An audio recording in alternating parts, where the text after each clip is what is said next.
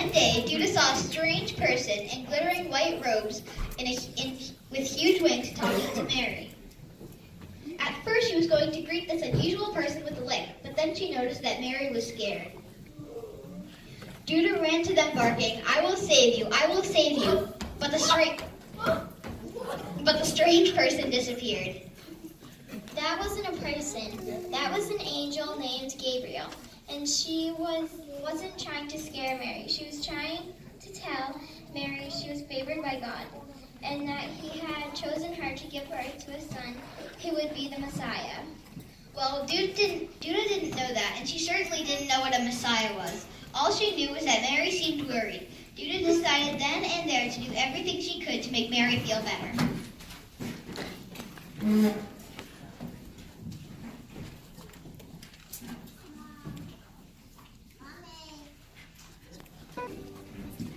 Levi was a small, nervous donkey who belonged to Joseph, a carpenter in Nazareth. She worried about Joseph because he seemed sad and confused lately. One night, Levi was trying to fall asleep when Joseph came running out of his house. When he saw Levi, he told her that something amazing had happened. Levi couldn't understand him because he was talking too fast, and his strange behavior made her worried and that something bad had caused him to act so oddly. It wasn't bad. It was really good. Joseph was engaged to Mary, but was thinking of calling off the wedding because of her baby. On that night, an angel told him Mary's baby was the Son of God, and that he should marry Mary. God had chosen Mary and Joseph to raise this special baby, and it was a very important task. Well, all Levi knew was that Joseph was acting strange, and because she cared about him, she worried. Judah stayed by Mary's side even after she and Joseph got married. Eventually, Joseph told them that he was taking everyone on a little trip on Levi's back. Well, it wasn't exactly a little trip. In those days, Israel was under control of the Roman Empire, and the emperor ordered a census. Joseph was a relative of King David, and that meant he and his wife had to go to Bethlehem to be counted. Well, all Judah knew was that it was going to be a big adventure, and Mary was going to be uncomfortable. Judah was determined to stay by her side the entire time to help. And although Levi was honored to be chosen to take Mary to Bethlehem, it was a big responsibility, and she was just a little donkey. She worried that she wasn't going to be able to do it. But the Lord had planned everything. He had sent Judah to help comfort Mary and made Levi's back strong and her legs sturdy so she could help Joseph take Mary to Bethlehem before the baby was born. Judge was a curious and shy cat who lived at an inn in Bethlehem. There were a lot of new people in town because of the census. She saw Mary and Joseph arrive in the town with Levi and Judah. When they stopped at the inn, she knew there wasn't going to be any room because all were totally full. Eventually, she decided to take a nap in her manger. As she was leaving, she thought that she'd never see them again. Well, Judge was wrong about that. Her innkeeper did tell Joseph that her inn was full. But when she saw that Mary's time was coming, she let them stay in her stable. That night, in the stable, surrounded by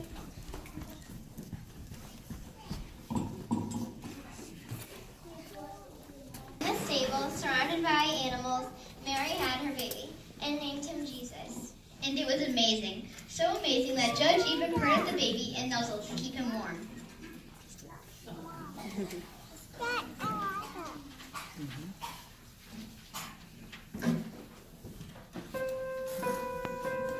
Ruthie were noisy and easily excitable cows who lived in a stable where Jesus was born in Bethlehem.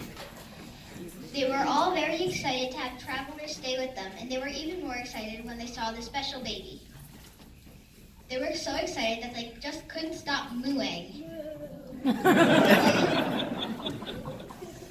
It was all really exciting. The world had been waiting hundreds of years for God to send the Messiah. Jesus was going to do great things, including showing the people how to love and care about each other. Nothing was ever going to be the same again. Well, Jen and Ruthie had no way of knowing what was going to happen next. They just knew that what they saw was special, and they were happy to be part of the special night.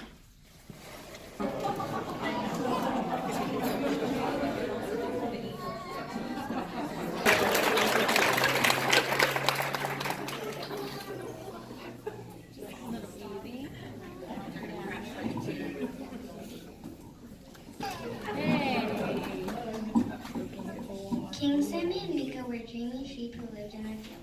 They often stayed awake at night looking at the stars in the sky, wondering why they were there.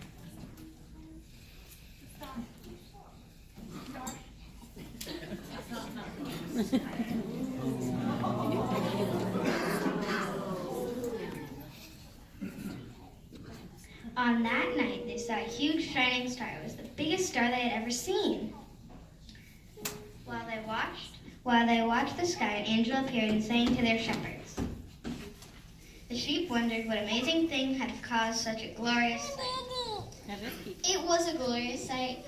On that night, Jesus was born. An angel of the Lord told the shepherds good news. She told them a Savior had been born.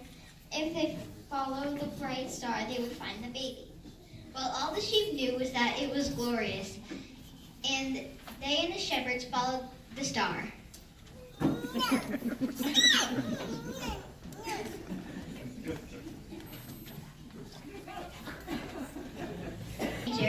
And they saw Jesus. They were so happy that they promised to tell every lamb that they could find.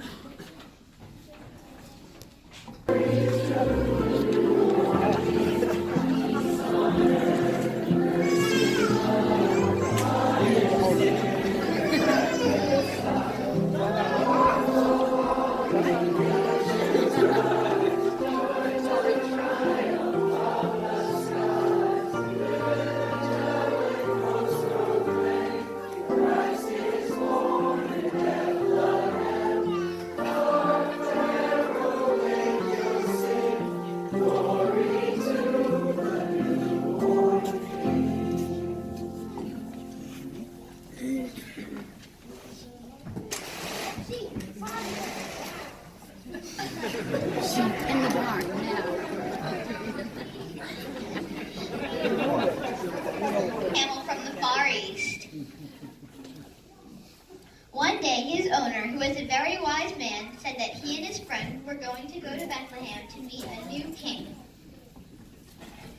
Josh was nervous that he would trip and fall or bump into one of his friends, ruining the trip. He was determined to do his best, but they were following the star to show them the way.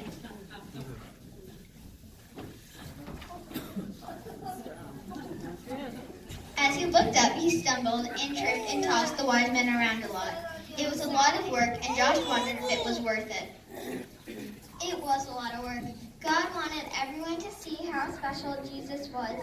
Even though he was a baby and no one knew who Mary and Joseph were, people from all over the world were coming to honor him.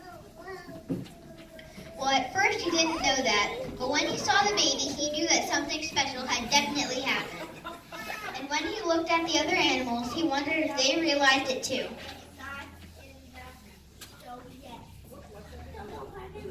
Judah knew it was special for everyone who was happy and friendly.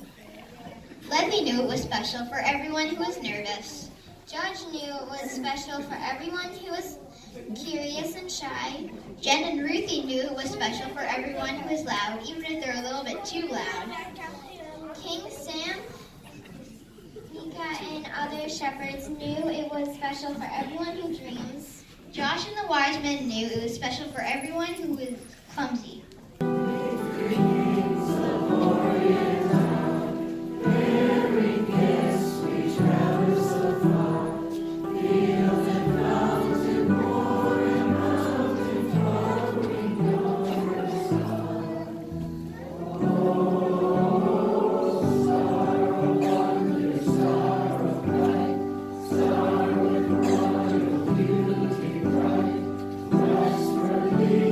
Still